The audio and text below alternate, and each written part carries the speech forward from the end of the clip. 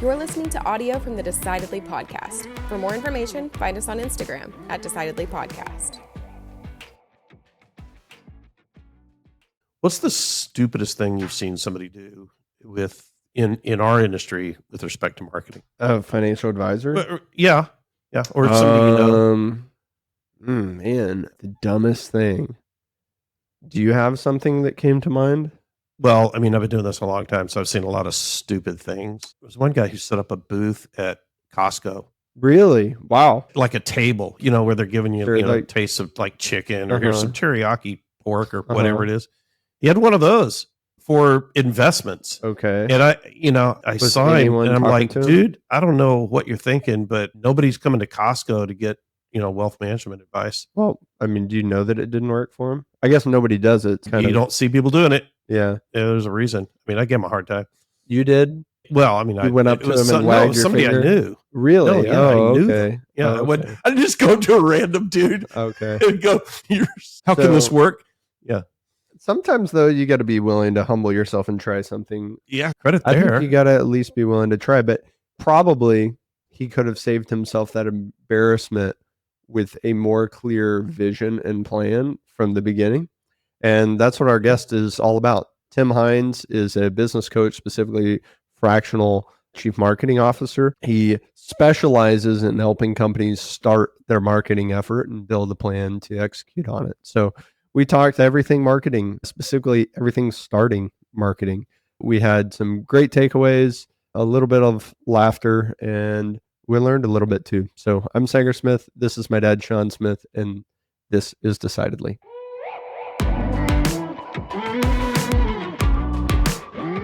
Is this a Chicago sports banner? Yeah.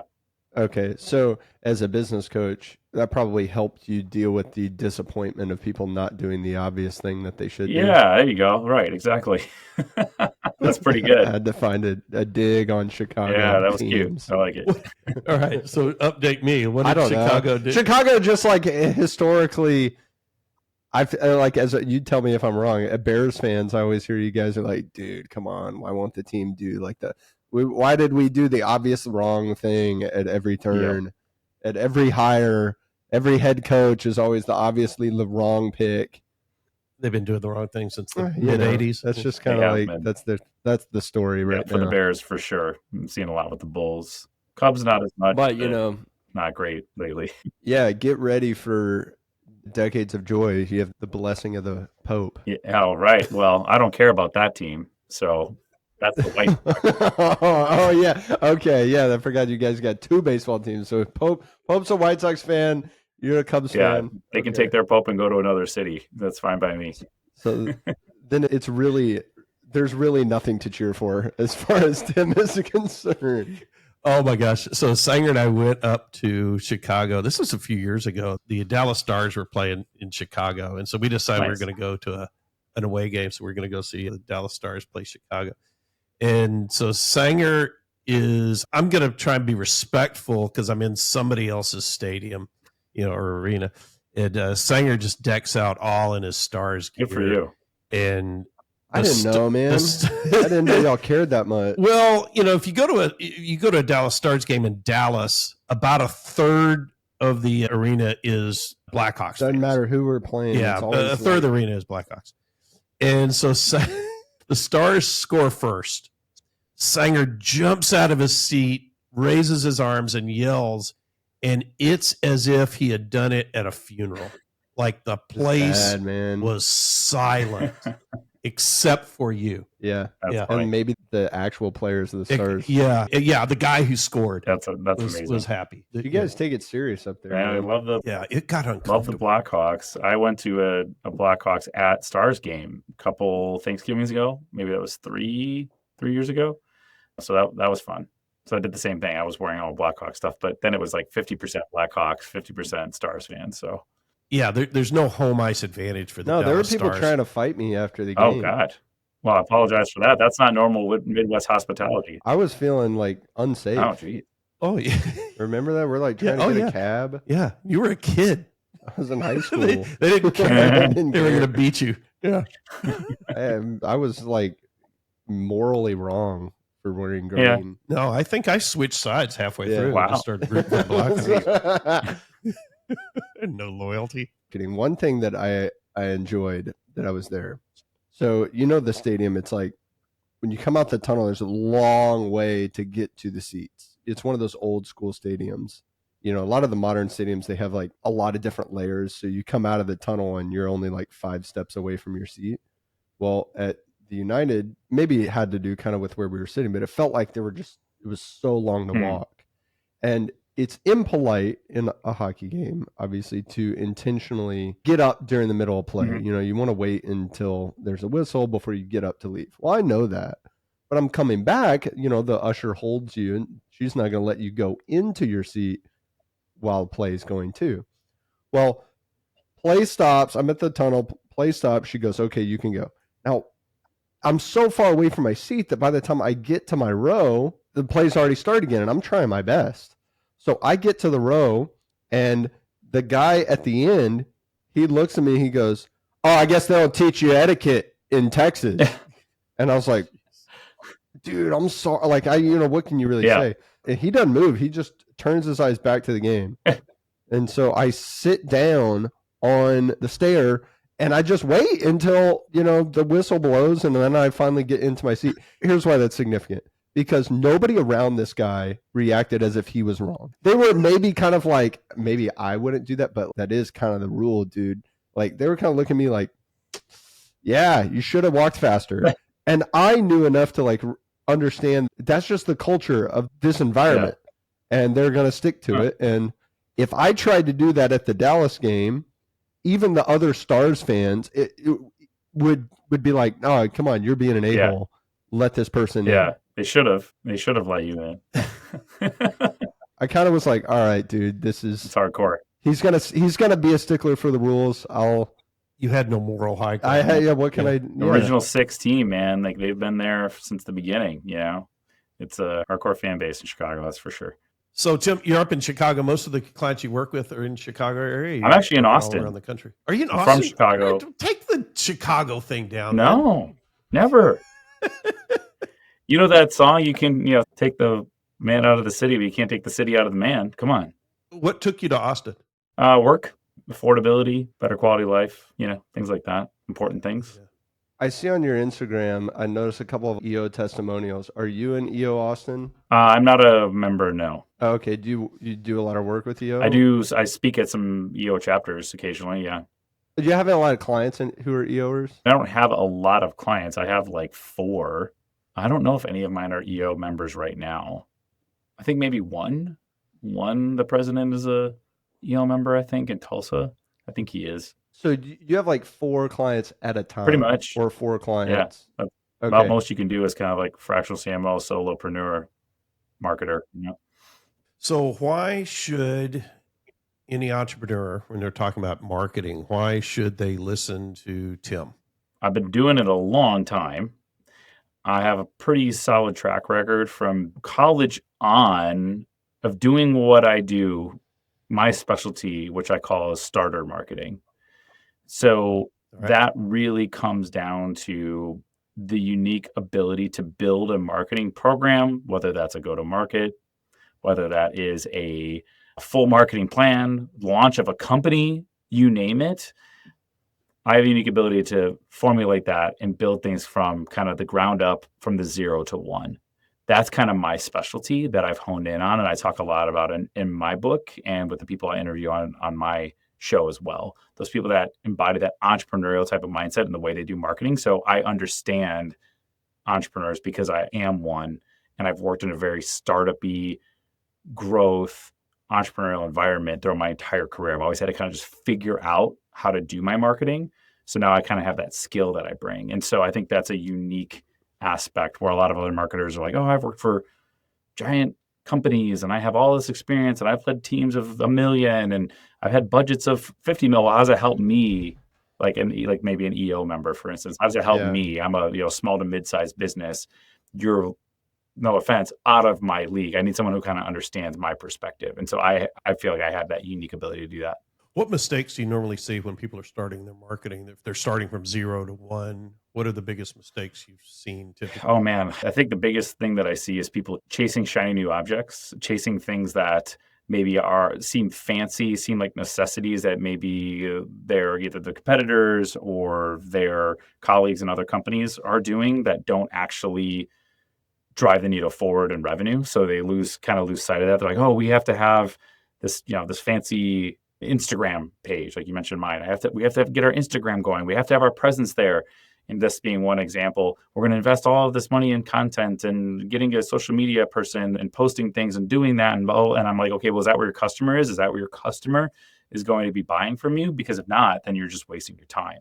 So I see a lot of people wasting time doing things for marketing that you should be optimizing for your initial growth, wasting time doing stuff instead of focusing on that. So I would guess if you're starting from 0, moving to 1, that you might be able to label everything as a bright, shiny object. Are you saying that they're doing that without the proper attribution to data to justify what direction they're going and what marketing strategies they're implementing?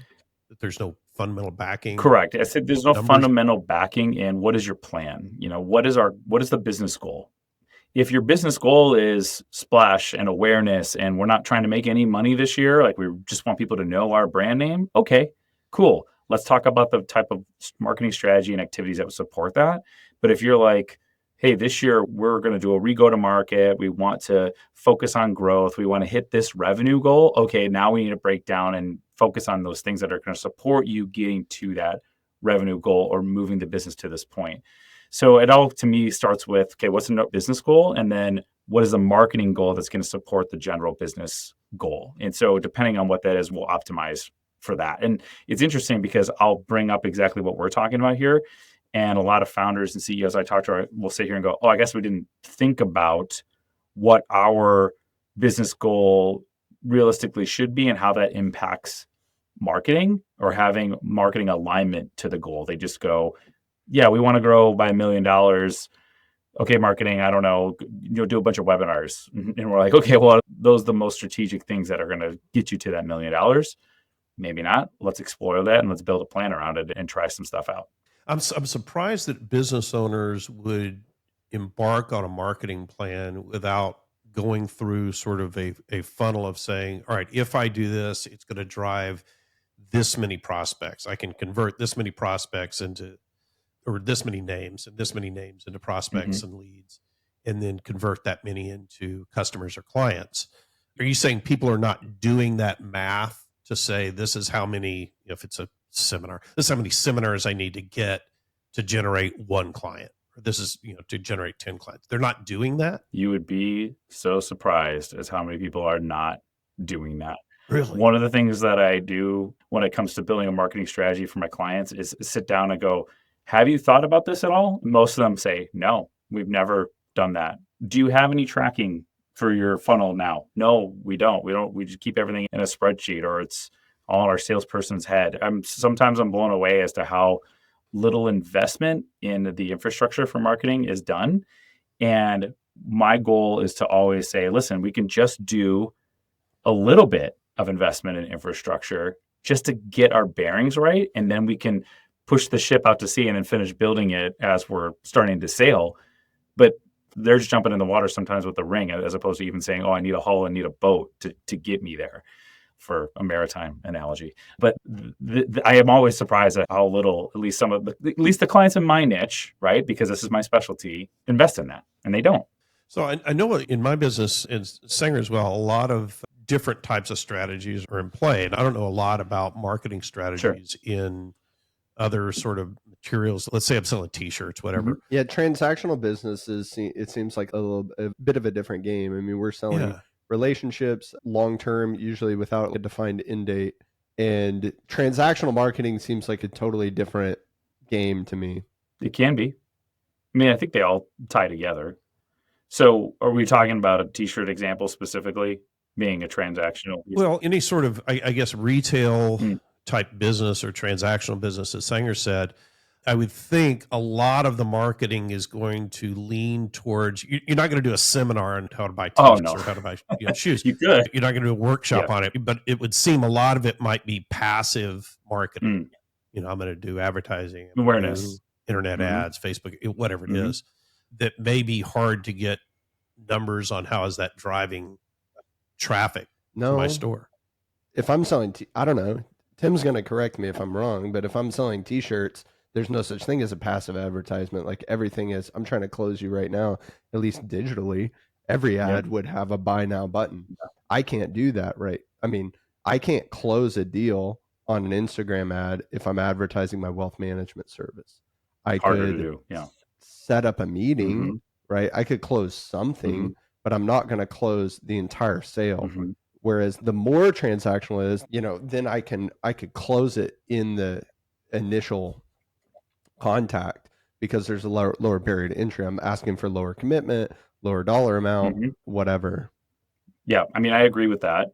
So this is kind of that spectrum between like maybe a more transactional B2C thing like a t-shirt, or a B2B thing like a wealth, or we could say wealth management. Well, I guess that would be more B2C still too, but you could say like B2B, like a piece of software that I'm signing up for a year contract with. It's going to completely replace a system that I really need to understand its value, and it takes 10 people at my company to make the decision, right? Like that's a pretty wide spectrum, and the strategy to close a deal very much depends on what you were saying, Singer, which is, what is the commitment? What is the barrier? How quickly can I make the decision as a customer?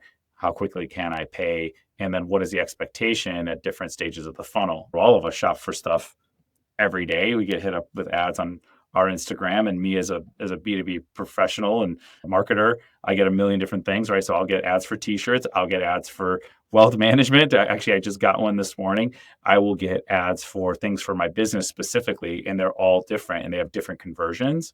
And so this is a little bit of a rabbit hole on what conversion should be expected at what different stage. But I would say as a whole, yeah, you're right.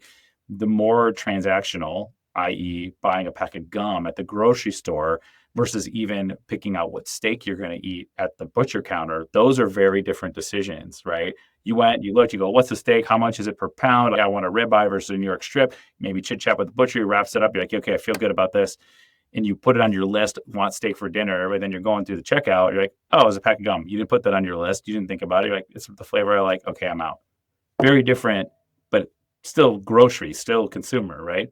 All right. So walk me through the steps. If I'm starting at zero and I've got to develop a marketing plan for some type of business, or I'm an entrepreneur, what's the first thing I'm trying to do? Well, the first thing we're trying to do is, going back to the point earlier, is understanding where you want the business in X time. So what is that goal, right? Is that a year? Is it 2?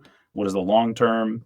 From there, I want to know what we can do within a reasonable budget to be able to apply to whatever type of marketing campaigns. We'll go back to a B2B example. Like in a B2B environment, kind of like the rough rule is 10% of revenue goal is what you want to set aside for marketing budget, 10%. Some goes as low as 8, some goes high as 15. Most I see around is 10. If you have $1 million goal, you say, okay, we need to probably put $100,000 into our marketing activities. I mean, you could blow $100,000 at one trade show if you do it right or do it wrong, depending on how you look at it. So if we were to go with that example, then once you kind of figure out what the goal is, what we can set aside, then we want to look at what is the most effective way of reaching our customers with our correct message. How do we speak to them? How do we show our value? How do we show our belief? Once we kind of have the messaging established, I would say that's almost in tandem. But in the marketing plan, say, okay, what is going to be the best, most effective pathway and most efficient pathway to reach as many of those customers to get us to that $1 million goal in the given amount of time, and what channels are going to be the best for that? Is that going to be email marketing? Is that going to be Instagram ads? So that example, is it going to be this? And one of the ways we decide what is going to be most effective is we can look at what our competitors are doing. We can look at general industry stuff. We should have plenty of information available to us to be able to find at least the channels we want to test to see what is going to be most effective. And then we build a strategy and we layer it across. This month, we're going to do this month, we're going to do that. And we decide, okay, these are all the campaigns we're going to run. And then once we kind of look at that, then we go, okay, do we have the people and the personnel and the infrastructure to do those campaigns? And we might be like, whoa, this is pretty intensive.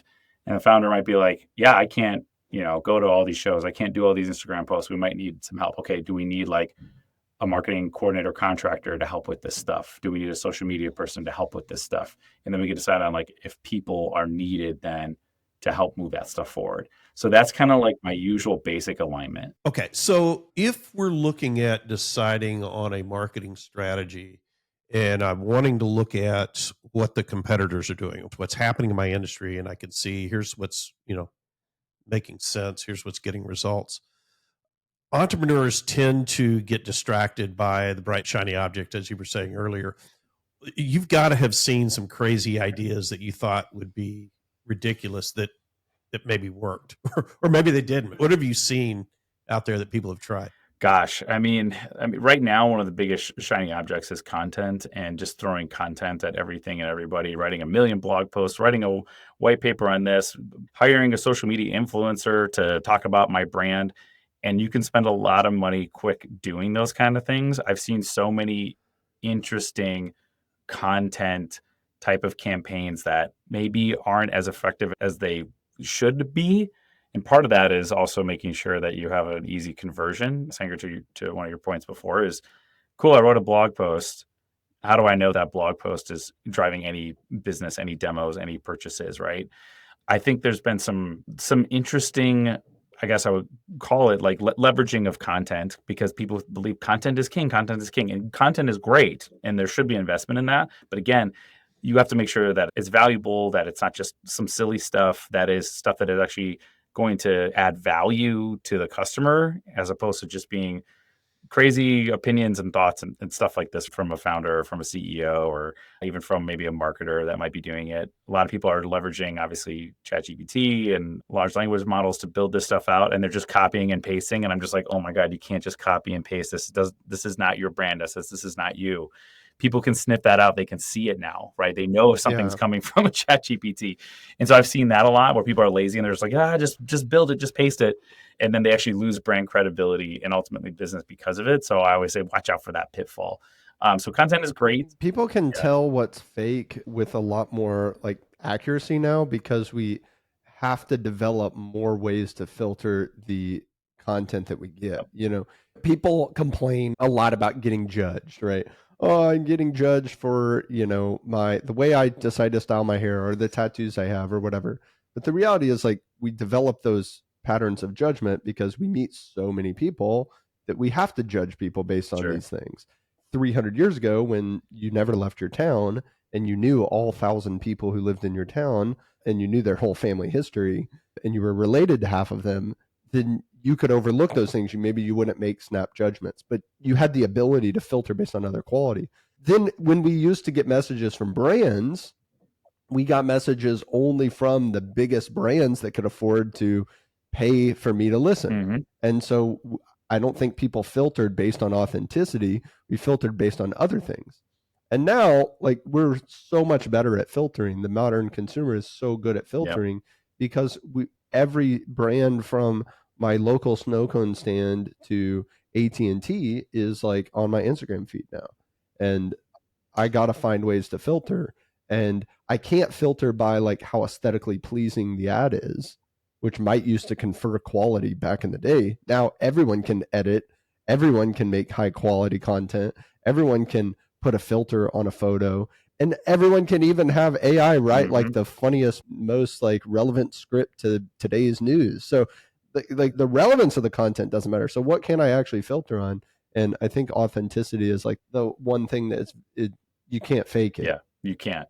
And I love that you've pointed out the democratization of content and of design, and like me as a startup company can put together an amazing AI video with clips and do a demo and make it awesome before I had to hire a company and pay $30,000. So there was a barrier to entry to make an awesome piece of content. And now it's so much easier to do. So the only thing that we kind of have left as a consumer, as a buyer, is to filter by authenticity. And that, to me, in marketing specifically, but in business in general and communications, that gap that's kind of growing between us and our humanity that's what scares me the most about AI. A lot of people are like, oh, it's going to take my job or it's going to kill everyone in the world. Me, it's like, okay, we're going to become so prone to using it over and over time. It's going to divulge our humanity, and pretty soon it's just robots talking to robots. And, are we even buying anything anymore? I just heard an article,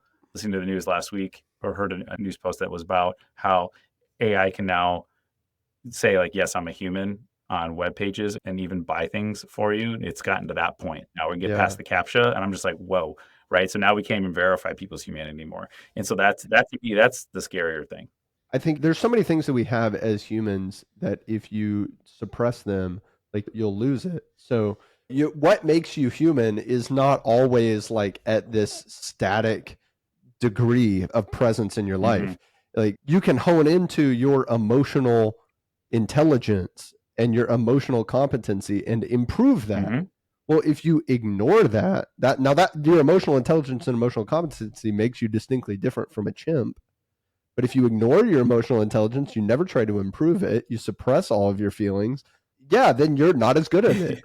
Well, same thing with creativity, with problem solving, with humor, or whatever else. If you ignore that, then you're going to get worse at it. And if you ignore it as a company and you create a culture of, we copy and paste ChatGPT, before you know it, I would imagine that you have no brand voice left at all. Yep. And your authenticity has crumbled into dust. Precisely. Don't you think there's some people out there who shouldn't be authentic? Yeah. Like your authentic self is not great. You should stick to doing some kind of ads with somebody else in the ad. Maybe that's funny that you say that. But what's interesting about that, Sean, is that no matter what, even if maybe your authentic self is off-putting to the majority, there's still a hardcore group that are going to be like, I like that he's an asshole. And I'm going to buy from him because he is, because I am too. There's always a subset group of people who believe what you believe. And so, that goes to whole Simon Sinek's whole like why, how, what, buy and sell to people who have the same belief. I would challenge that. I think it's a funny thing to say, but I think that I could confidently say that everyone would be better off being themselves than being fake. Yeah. If not for the sake of your soul. Yeah. Have you heard those insurance? It's some kind of life insurance, like Big Al or Fat Al, or I don't know, whatever it is. But the guy's whole shtick is that he's been married 3 times. He's fat and out of weight and old. And he's like, I bet you are too, buy insurance from me. And that's his whole shtick. If you're fat and overweight and on your 3rd wife, I'm the guy for you. That's there's a market perfect there. Example. There must be, and it's so authentic that you're probably like, yeah. And I love that he was brash about it. I'm going to buy from him right now, and you get your phone out and you go buy in that moment. Yeah, it's like, it's the same reason why you'll find yourself at a business that, or doing business with someone that, you might even dislike their personality, but you at least can respect that they have one. It's there you go. Like sometimes I get that a lot. That's what my clients say. That's awesome. Yeah. Well, you could go to a coffee shop and be like, I'm not a young, artistic, blue-haired guy. Like, but at least like they got a vibe here that they're being their true self. They're doing something. I kind of like that they have a vibe. I'd rather be here than be at, just generic gray furniture, no personality, elevator music coffee shop. Yeah. Like they got something going, even though I might not want to ever interact with these people outside of the coffee transaction. I like that they have something identifiable. The best coffee comes from blue-haired people. Let's be real. For sure. 100%. Have you been to Portland? Yeah. Seattle. You said something though that I thought was interesting. Is you said they do something. And one of the things that I teach when I speak, and I have a keynote that I do around this starter type of mindset framework. And one of the things I try to tell people is that there's the biggest difference between an entrepreneur and everybody else is everyone can have an idea. Everyone can think, I'm going to be authentic in this way. But the entrepreneur or the starter or the entrepreneurial minded person does something. They take a step, right? They make an action. And when I'm talking to my clients and they bring me on to help them get things started, I'm like, you guys have already made a monumentous step just by having this initial conversation with me, because we're taking a step in the right direction to get your marketing foundation built. It may not be perfect, it may not be the best, but we're going to figure out something that works for you. And this step in the right direction shows me that at least you're in the right frame of mind, that you want to invest in your marketing, you see the value in it. Do you find that a lot of entrepreneurs are good starters, but not necessarily good finishers? That's interesting, because that's what you call kind of like that 0 to 1 entrepreneur, 0 to 1 marketer, then there's 1 to 2 in the finish. I have quite a few friends who are entrepreneurs, and I have one in particular. He's started some really cool, very valuable companies and even exited from one. And so he's sitting pretty right now, which is great for him. And that was one that he started, but he could only get it to a certain point because he knew his skill. So I don't want to position this, to your question, as if it's like bad to just be good at starting and not finishing, because that's exactly what I'm trying to pitch for myself. I'm not a marketing finisher. Don't hire me to come into your Fortune 500 company and be your CMO. I am not going to know what the hell I'm doing, right? But if you are a startup or a growth company that's trying to either get your marketing right after even 10 years in business, two of my clients I have, one of them is a 50-year-old company, one is a 10-year-old or 20-year-old company. And they just never invested in marketing. So like, we need to start our marketing, like really start it, right? So the time frame doesn't matter. It's more of like that state of mind of where the business is at. But they're not Fortune 500 companies. They're sub like $10 million companies, because the bigger companies usually have a huge marketing team. So I know my place. I know that I'm a 0 to 1 kind of marketer, or 0 to 1 fractional CMO. And then once you guys are at a place where you're scaling up and you're going to build out a huge team and you're raising money, and now you're like, oh my gosh, this is like, you're taking off. Okay, it's time for me to step aside, and you can find someone else who's good at that. But I do like doing it. So, I think there's a lot of entrepreneurs that do the starter thing. I think that there's a degree of people who want to do that because, they want to get it built and then exit and then go start something else because they enjoy that chase. They enjoy the start. Do you notice that a lot of smaller companies, I notice this, I don't know if you see it, but their whole marketing department is basically, let me hire some young person that knows how Photoshop works or whatever. And they're going to basically take orders from me, the founder, on what to do. They might think the person has marketing experience because they've done social media or they've planned events for another company, or they basically, again, they took orders at another company, but they don't know how to create a strategy or a plan for marketing. And so then the marketing department, the founder or the owner becomes the head of marketing, and they're not good at it and they've never done it. And they try to train somebody on how to do it when they themselves don't even know how to do it. Do you see that a lot? Obviously, with the people who hire you are not doing that. At least they've decided to not do that. Do you see other companies do that? That's the majority that I see. So marketing is one of those things that it can be highly specialized, but is very reliant on general corporate communications and culture and being able to communicate the value of a product or service. And so, rightly so, a lot of that does fall on a founder, whether they are a marketing minded founder or not. Even me as a marketer, when I'm coming into working for a company, I'm like, hey, founder, I need to tap you, right? I need to get you on a stage. I need to have you get interviewed on a podcast. I want to they have this wealth of knowledge and experience as to why the company exists and the value that it brings, that they're still an important piece of marketing. But long story short, or short answer to your question is, that is like the most common thing I see, is that they're like, we're going to take this as far as we possibly can, maybe way too far. And then they go find someone like me to go, we just didn't know what we were doing. And we, had a marketing coordinator design stuff and write copy, but there was no strategy to it because they couldn't formulate that part. So I do see that quite a bit. Yeah.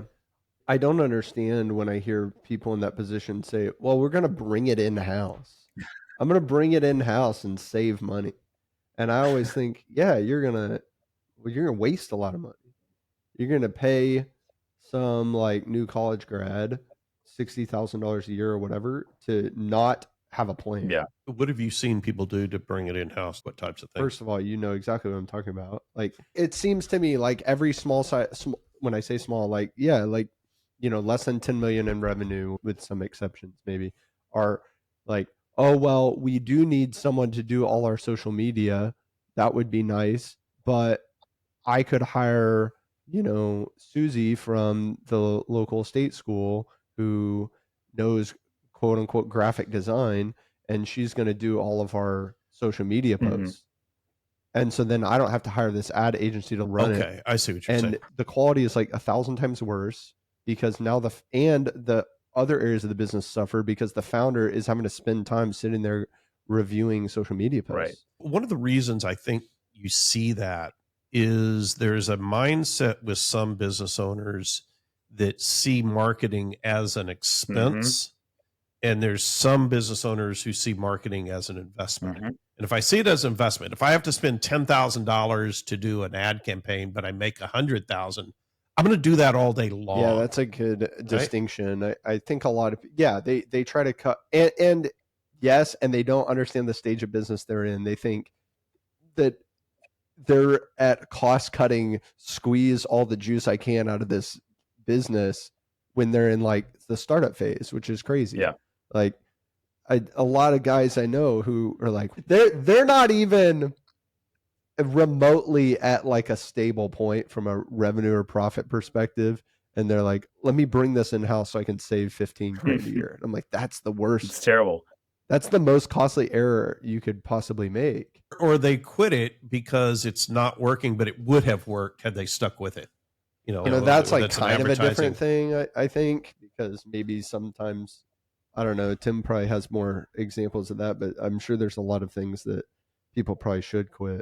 But yeah, well, so to your point, there's some, I'm going to go kind of backwards on a couple of points that you had. So the one about bringing someone in to think that they're going to save money when maybe their revenue or their business isn't stable, I'd say that's bad corporate responsibility. Because you're going to go out and you're going to hire this college student or this second round marketing coordinator who has 2 years under his or her belt, and then your business isn't stable. So then you're going to lay them off in 9 months? That's kind of shitty, right? Which I've seen that a lot. Yeah. I think that there is a lot of value in the contractors that you can bring in and the services that you can kind of sublet out. I don't even think necessarily that one can be more expensive than the other.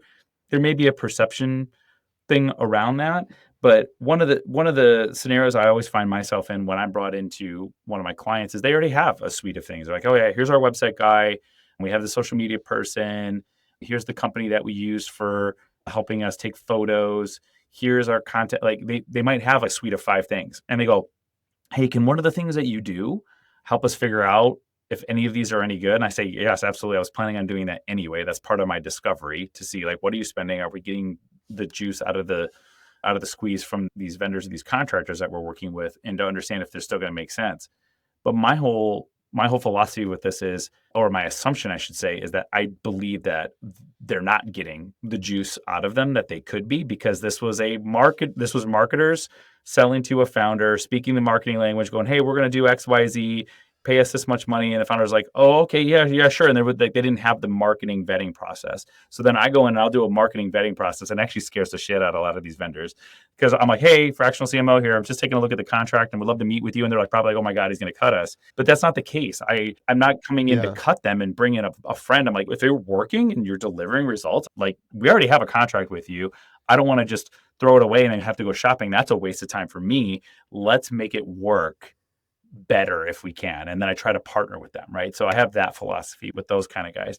Looking at things as marketing as an investment rather than a cost center, that goes back to one of my points at the top of the show, which was saying that we need to be able to look at that goal and say marketing needs to support the revenue goal. If the goal is revenue, if it's not, then we all need to be on the same page and be really clear, like, hey, our goal is not revenue, our goal is awareness. We're going to track it this way. It may cost us some money, but founder, don't expect to make any money from marketing this year. Okay, now let's say contrast that to a revenue one. Hey, we want to hit 100,000. And I go, okay, what are the vehicles that we have to fill that bucket? Do we have a salesperson and they're doing their own lead hunting? Okay, what is their expectation? Oh, it's 50. Okay, so marketing led needs to be another 50.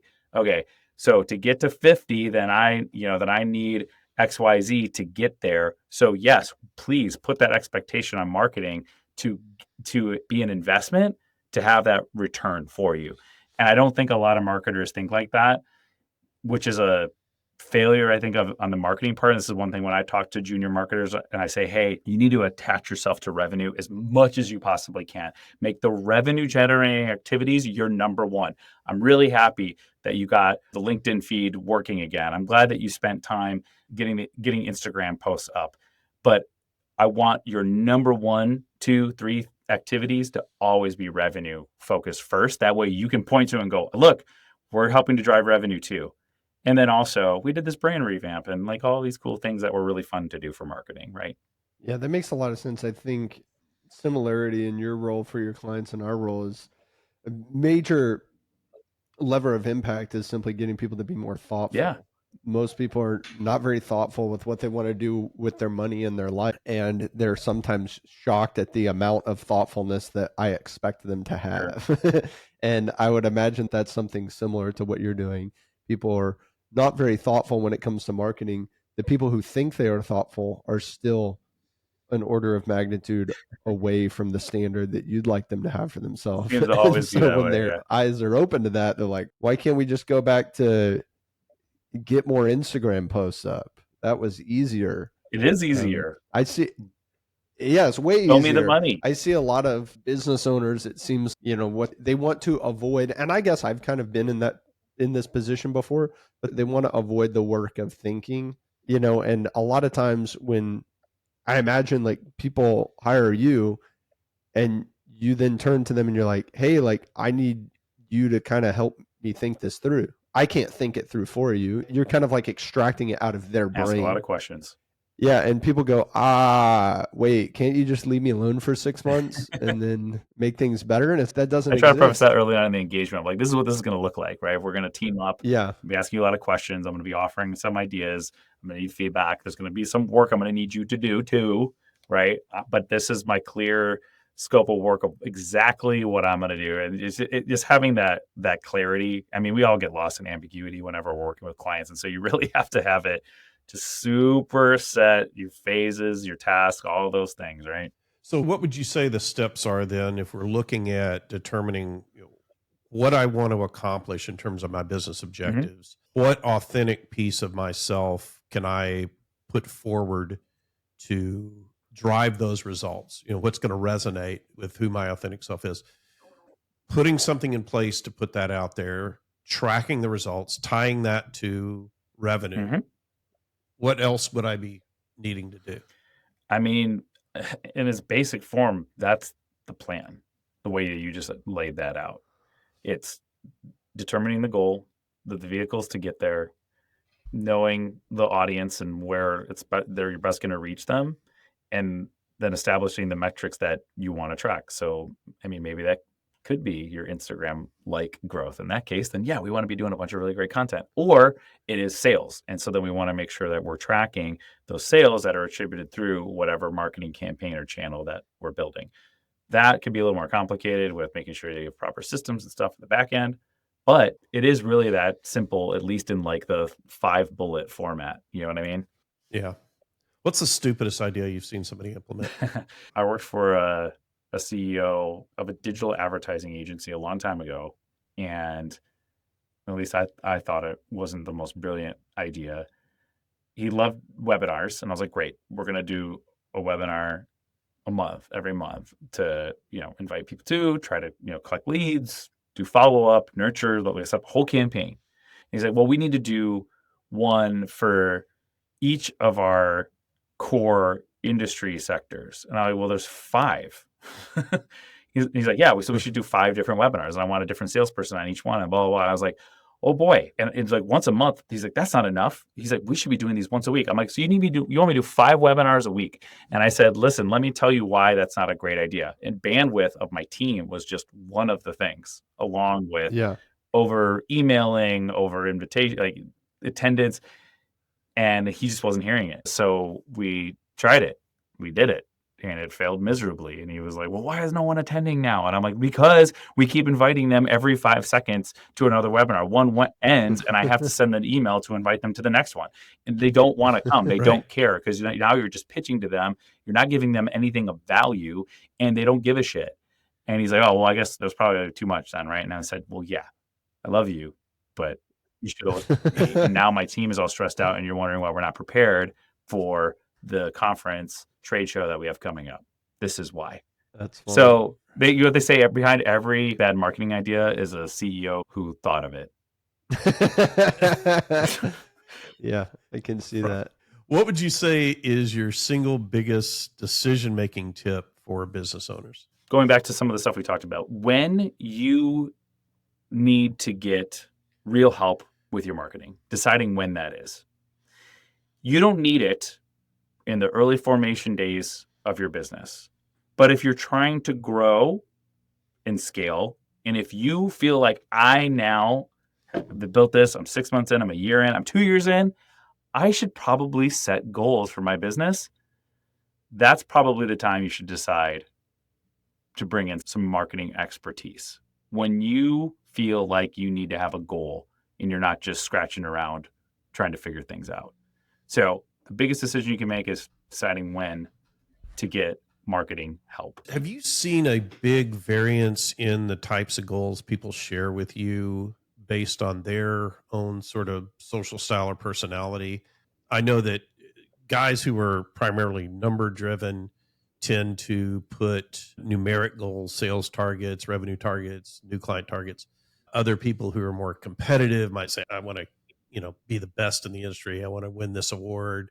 Other people might say, we want to be the best place to work and have everybody, all our employees give us a 5-star review or, something like that. They could be all over the map. I have seen it. I have seen people be all over the place. And one of my jobs as kind of their marketing guide is to help them hone in on the ones that are most important. And so I will ask, what are your business goals? And they may come back to me with a variance of different ones like that. And I'll say, okay, does your business, so you want to get this award, you want to have the best employee retention or reviews on Glassdoor. Cool. Let me ask you a question. Does your business run on hopes and dreams?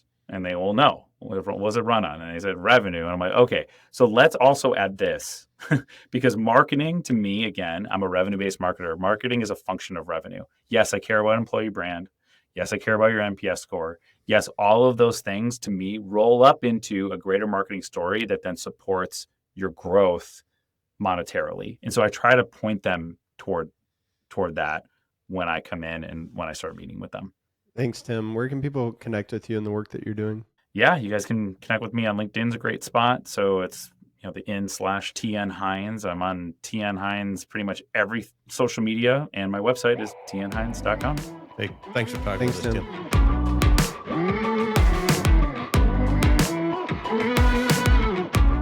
I think there were a few things that I got from our discussion with Tim that we've talked about before around starting with what it is that you're wanting to accomplish, having the goal in mind and attaching authenticity to that.